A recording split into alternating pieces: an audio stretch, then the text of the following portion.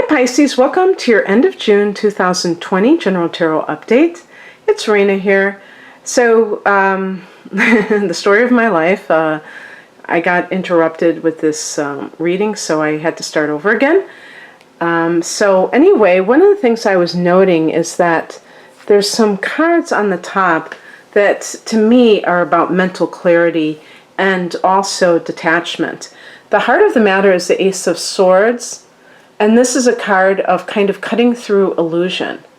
And in this deck, this is the Morgan Greer. A lot of people ask me, what deck is that? This is the Morgan Greer deck. It's very faithful to the Rider-Waite deck, but it seems a little bit different here. They just have, it looks like almost mountains. I don't know if that's supposed to be water, but in the Rider-Waite deck, I haven't used that in a while, it seems like it's coming up out of a swamp.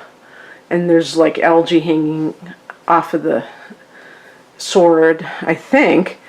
But anyway, that idea of cutting through illusion, cutting through confusion, and arriving at the truth in order to move forward. When you get aces, you know that there's a beginning of a cycle. And we have in the past position the Queen of Swords. The Queen represents the water element, which you obviously are a water sign. So it's about feelings, kind of coexisting with swords, which is thought, or we could say the rational mind.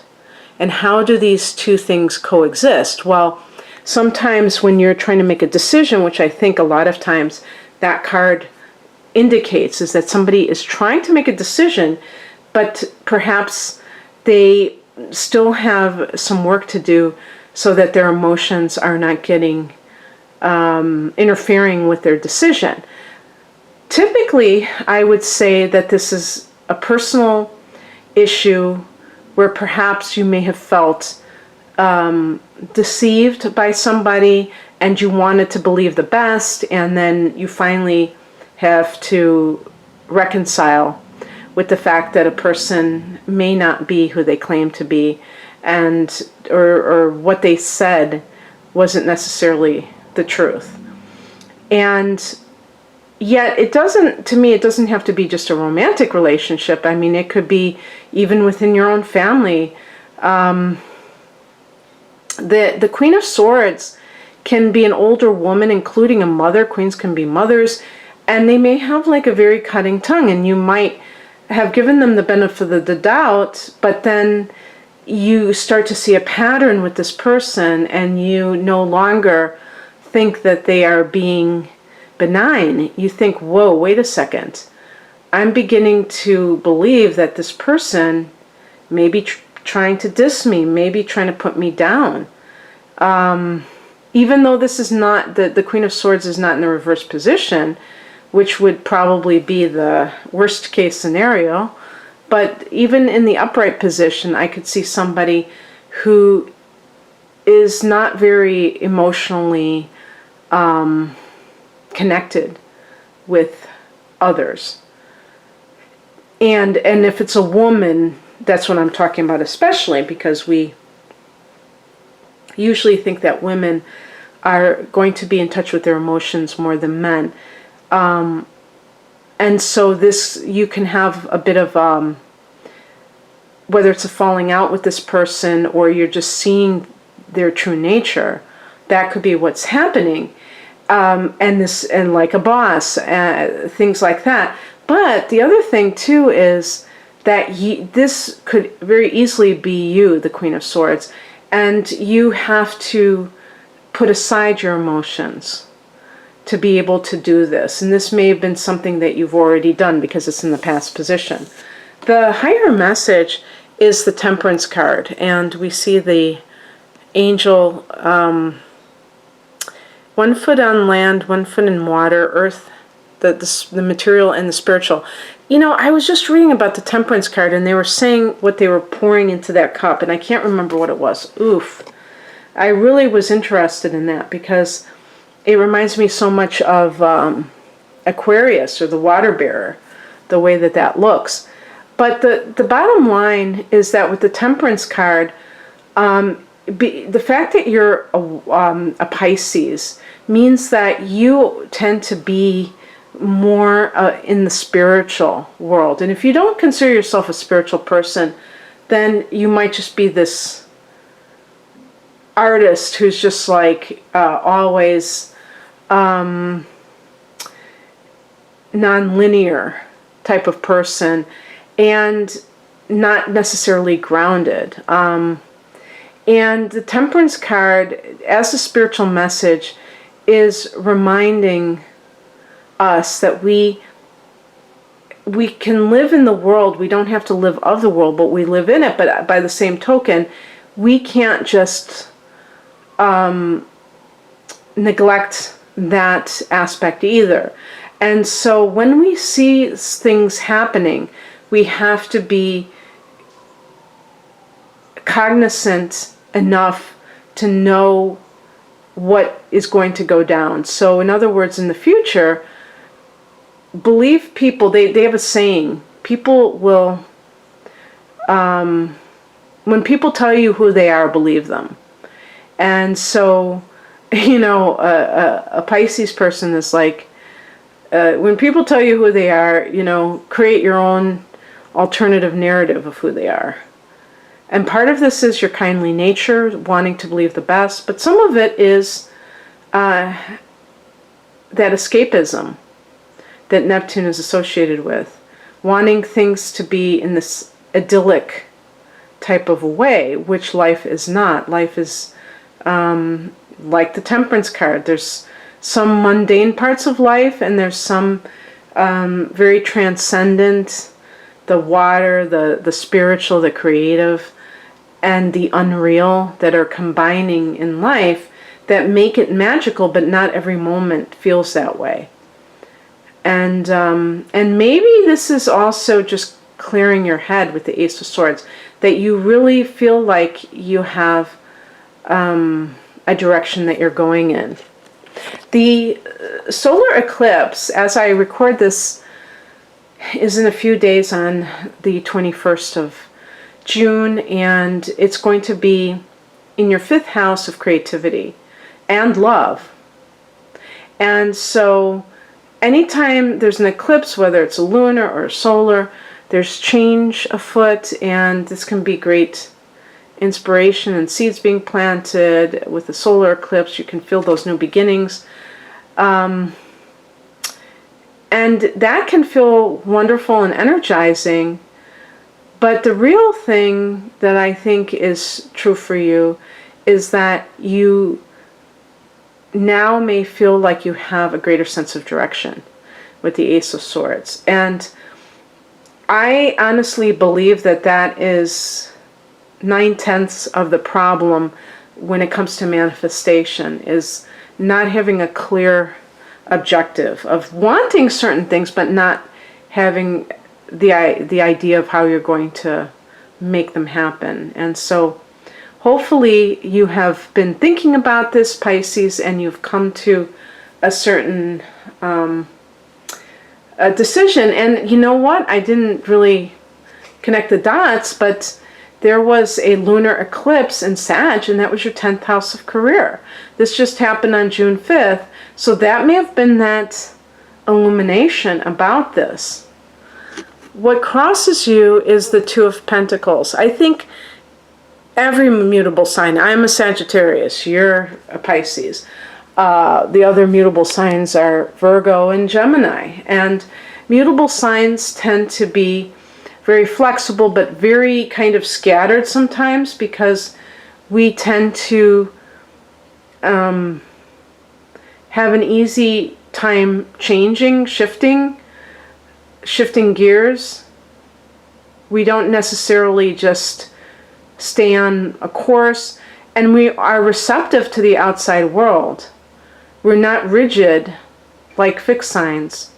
So we can receive inspiration or motivation or just some sort of influence from the people around us, the situations around us.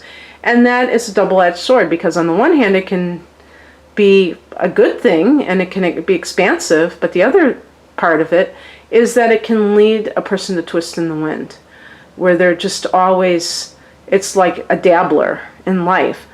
And the Two of Pentacles can be like somebody who is juggling two jobs, sometimes juggling two relationships, or having like a mixture, like trying to go to school and work. And it's like the idea that you can do everything well is a myth. And, you know, the multitasking.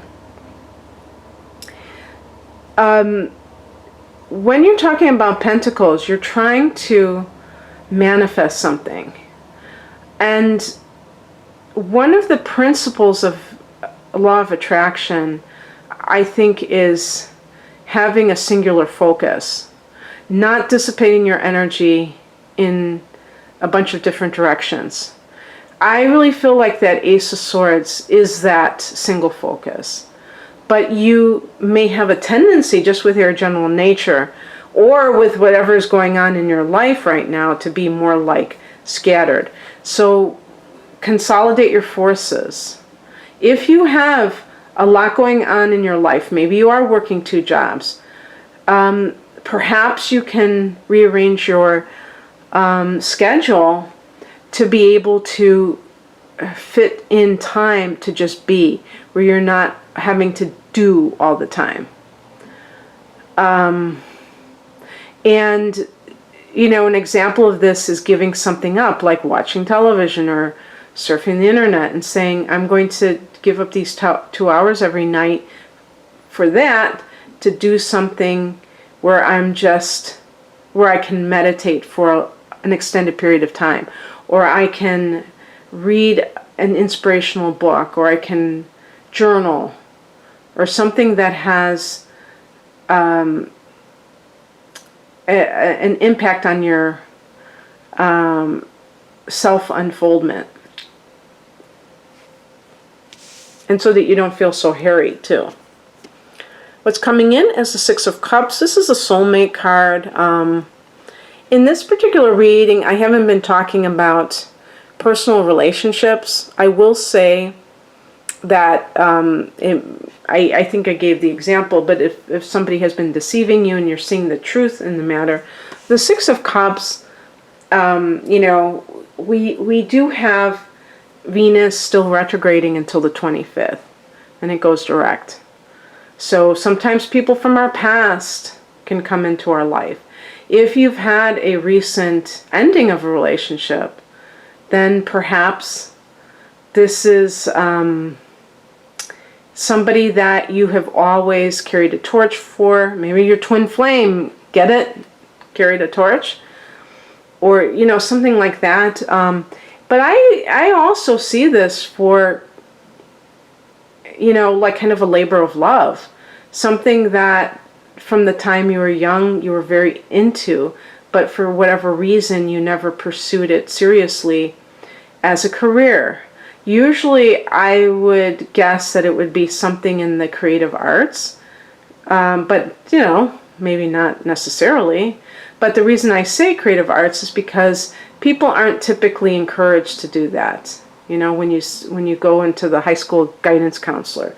So the cups relate to water, and there's creativity is associated with water, but intuitive gifts as well. This is a card of children. So I didn't say this before, but I was saying with the Ace of Swords is that there may even be something with a child that you were not really dealing with. You didn't want to believe a certain thing, and basically, I think this is about, if this is about, you know, concern about a child that, you know, has been having issues that you were kind of sweeping under the rug, that this can be restored. The Six of Cups is a card of the idyllic times of childhood. So maybe something took a wrong turn, and they you know, started acting out, and then they went down the wrong path, and that this can come back for them. If this is about somebody that you're concerned about, a child. Also, like I said, this can be your soulmate, your ex, the one that got away type of person. But they do call that the soulmate card in general. And the outcome is the Chariot card. This is connected to the sign of Cancer. Like I said, we're having that solar eclipse in this house. This is that one-pointedness that I was talking about. He's holding the reins of the horses of duality. And he is in the center of these two horses. So he's not taking one stand. There's a lot of, if you look at it from the collective in terms of what is happening in current events, there's a lot of kind of enticement to get us to take sides, to be divisive, because you could say that we are easier to manage when we are apart. And to me, the most enlightened thing that place that a person can get is beyond duality. I wonder if that was a book. I was thinking of like Alan Watts or something. But seriously. And sometimes it seems like crazy to hold certain views that are beyond duality, because it seems like something is just so true and that you have to believe one thing over another. And yet,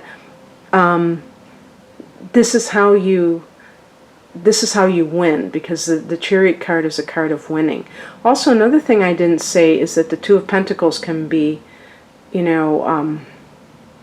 receiving a job offer from overseas, and maybe you decide to travel. The Chariot can be traveling. And of course, Mercury is retrograde from the 18th until July 12th. So that can maybe delay travel plans or put a monkey wrench in your travel plans. But in any case, there might be some of that going on as well. I hope that you enjoyed this, Pisces. And I hope that you have a great rest of June. If you'd like a private reading, the link is below. Take care. Bye.